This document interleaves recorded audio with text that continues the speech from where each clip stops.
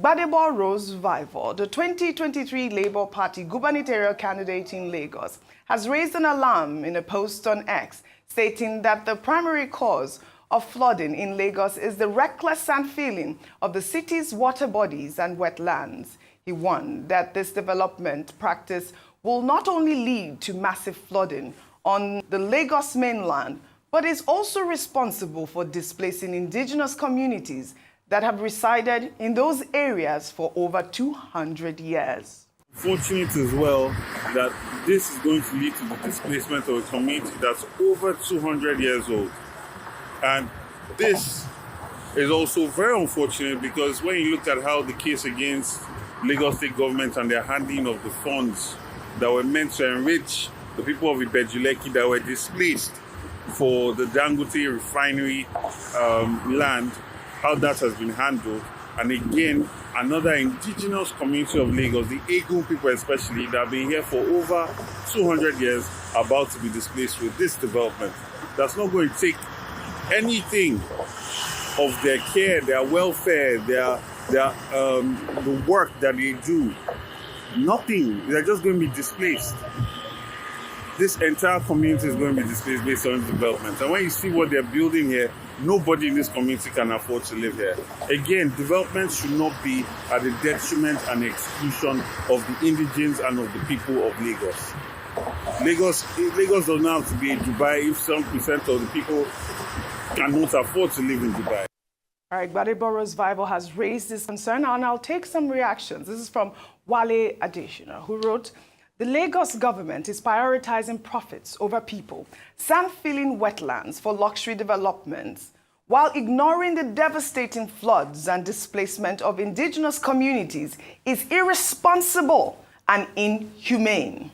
In the meantime, the Lagos state government has commenced the removal of illegal developments and defective structures at a trade fair complex in Ojo local government area of the state. The demolition is coming after the Lagos Commissioner for Environment and Water Resources, Tokunbo Wahab, cited illegal construction on floodplains and refuse dumping as contributing factors to the Lagos floods. The operation is set to target structures without statutory approvals and those built on road setbacks and drainage channels in violation of planning regulations. Let's look at it.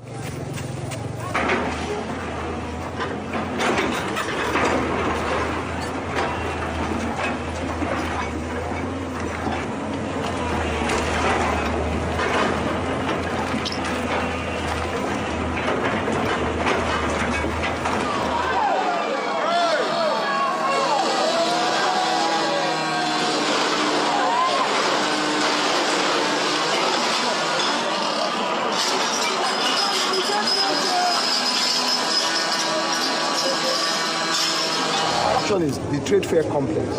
You understand? We're going to preserve the trade fair complex, which is this, which is why we're this is all these buildings. This is the trade fair complex. Oh, this is so sad. Livelihoods, people's property. We know multiple government agencies are involved in this exercise, including the Ministry of Physical Planning, Lagos State Building Control Agency, Lagos State Urban Renewal Agency, and the Lagos State Fiscal Planning Permit Authority. Rufai, I'll take this tweet and then I'll come to you. Yemi wrote on X, "I think Sanwo-Olu, that's the Lagos State Governor, needs to urgently restructure the Ministry of Physical Urban Planning. They seem overwhelmed and lack capacity. How do whole estates and markets get fully built before anyone realizes they are illegal?" That's a system failure, and I agree with that. And that's a system failure. And in fact, the interesting thing about this story is Joe Igbokwe even sounded off about it. In fact, he made a message out that's making the rounds as talking about him being a patron of Aspana International Market and Trade Fair, him, Peter Obi, and the late Senator Efraim, and he says, You see, yes, I know you must be able to clear drainage channels. We don't want flooding and all of that. People should not build illegally. But what were the authorities looking at when those buildings were going up? The buildings will now go up, you will now destroy them and destroy people's livelihood. Do you know in the plaza, Oji, I hear of people that are losing their sanity as regards the fire that happened around the plaza on the Lagos Island. Some people will never be able to recoup their lives from all of that. Now you are damaging buildings, a lot of investments.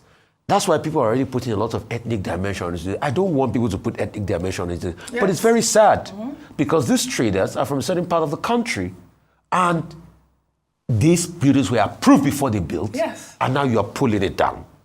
And it's a recurring decimal. And at the same time, you're having people illegally building on wetlands in Lagos and filling wetlands. Anyway, concerning that, about 7 days ago, the Lagos state government has said people should stop some filling of wetlands. But the question is, we all know those were wetlands before now. Who gave the authorization to be able to fill those wetlands to build luxury property on them in the first place? Because all of this, I'm not saying is solely the factor, but all of this ties into what is happening in Lagos. And that's why Gbadebo Rhodes-Vivour was raising a very strong point. Because wetlands, as they are supposed to be egress for water. There are many wetlands that have been built on.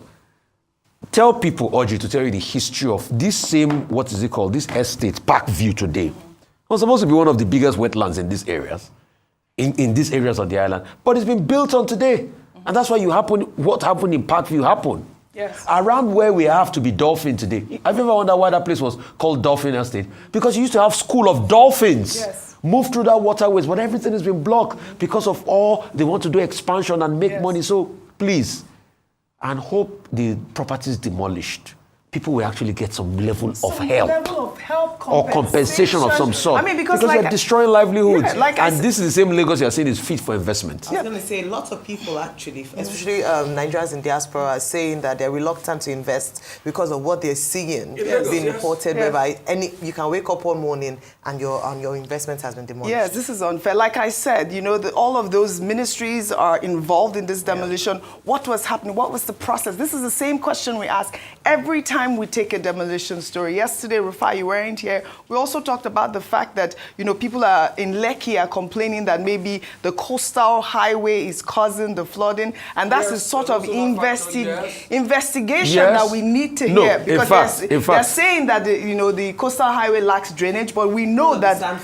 but we know that the Minister of Works, Dave Umahi, has said that, it does have... the coastal highway has 750 kilometers of drainage with it. In fact, there's a particular street, and I'm sure the minister knows about the street, because the prominent Nigerian stays on that street in Via. There's a particular street that once the coastal highway was made, they blocked a part of the egress of water, and the street started flooding. Until we had to call the environment. I mean, we had to liaise with people in the environmental department to be able to open it up so that you can channel the water away. So it's pushed a lot of water also, and that's why we should also be careful. Yes, we want development and all of that, and that's why when we're asking for the environmental impact assessments, these are the things we're asking. Some people say we don't want that. No, I want what's it called, development to come. We want infrastructure, but things need to be done properly. All right. Let's face it, the Tinubu administration and APC, they continue to implement policies that make life difficult for you and difficult for me. From the federal to the states to the local government, every single day, it is one policy or the other that is designed to make life more difficult for you and for me. They keep doing it, and we keep complaining, we keep ranting. But my question is, what will change? What can change?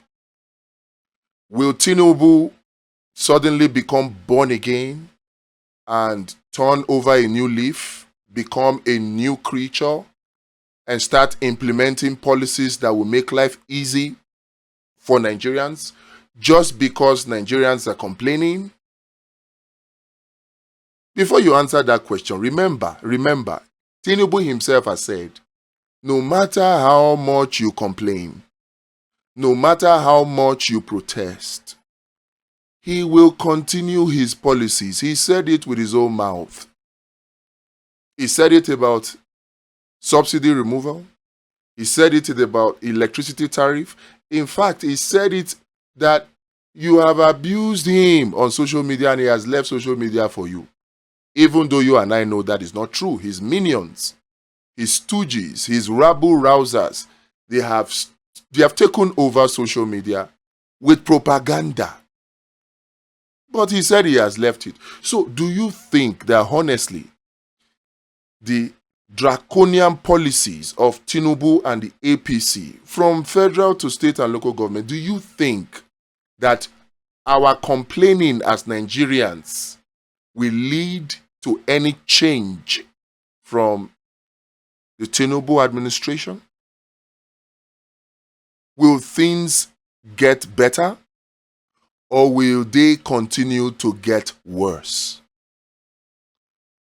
I don't know what your answer is, but I want to give you my opinion.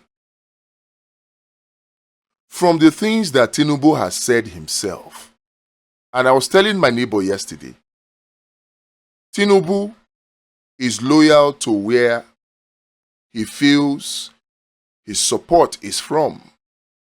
Is his support from the Nigerian people, or his support is from the IMF and the World Bank? Now, that's even a general statement. Is his support from the Kolo cabal within the IMF and the World Bank?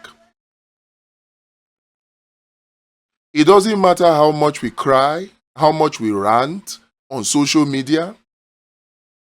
Tinubu leading the executives, the governors leading the executives, the local government chairman leading the executives at the federal, state, and local government level. Akpabio and Tajuddin Abbas leading the legislature at the federal level. The same thing with the legislature at the state and local government. These people will not change just because we complain. Tinubu has said he will leave, or he has left social media for us. The other day, Akpabio said, oh, that if you guys want to protest, you can go on and protest too, but that him, he will be at home eating rice and chicken. What does that tell you? They don't care about the sufferings you are going through. And don't expect that anything will change just because we complain.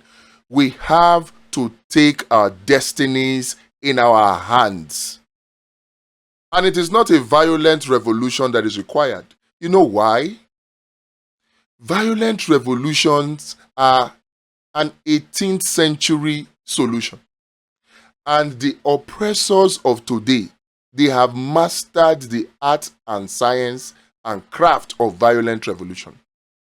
And that is why before you know anything, once a protest starts, is either they unleash their propagandists on us to begin to, drive negative propaganda to distract and to divide us, so that instead of uniting to fight the horrible policies of the Tinubu administration, we are fighting amongst ourselves, Igbo versus Yoruba, Benin versus Igbo, and all the like, North versus South, Christians versus Muslims, and all of that. They unleash their propagandists, or they send the soldiers or the police to come and shoot at innocent protesters to disperse them, because these people have mastered the art of revolutions. So if we are going to be able to save Nigeria from the hands of these people, then we must apply a different approach. Check it. Who is it that said again that if you apply the same results and if you apply different methods and you apply the same methods and you are expecting a different result, that is the definition of insanity? Let us not wait until we run mad. We cannot keep applying the same solutions and expect different results. We have to try a different result. Permit me to let you know, the only way to save Nigeria, the only way, is through free and fair elections. That's the only way. I know some of you argue that the problem of Nigeria is a new constitution. And I agree with you. But I want to announce to you that no matter what we do, protest or talk or rant, the people that are in charge now, particularly under Tinubu, under Akpabio, under the APC, they will do whatever they can to defend the constitution as it is. If you truly want a new constitution, what is the way forward? Is to engage to force free and fair elections that will ensure the retirement of all these politicians that are in power today. Until we retire them, you cannot get that new constitution. Some of you argue that the solution is to divide Nigeria. The politicians at the helm of affairs today will not divide Nigeria for you. How easy do you think it will be for even the Igbo governors, the Igbo senators, the Igbo House of Rep members to come together, reach a consensus, issue a communique and say that all of the Southeast legislators are signing a memorandum to secede? How easy do you think that will be?